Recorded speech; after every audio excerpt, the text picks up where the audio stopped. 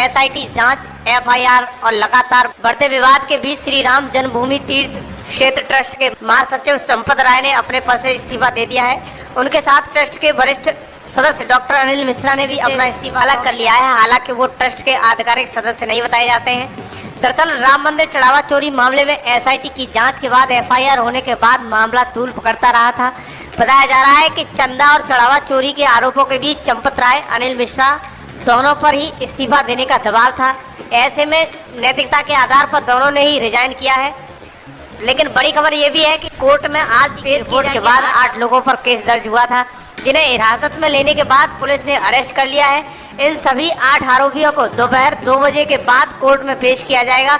मुहर्रम के चलते आज कोर्ट की छुट्टी है। ऐसे में आरोपियों को मजिस्ट्रेट के सामने पेश किया जाएगा। ड्यूटी एमएम या ड्यूटी मेट्रोपोलिटन मजिस्ट्रेट आपराधिक मामलों के लिए नियुक्त किए एक जज होते हैं, जो अदालत में सामान्य समय के बाद छुट्टियों या सप्ताहांत तत्काल कार्य मामले में संभालते हैं।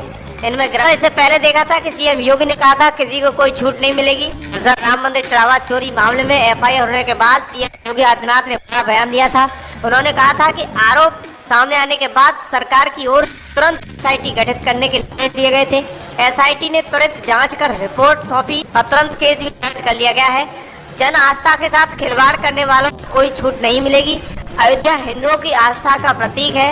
आस्था के साथ खिलवाड़ करना स्वीकार नहीं। कद पे समाचार मिल रहे थे, हमने कहा था एसआईटी गठित की गई है।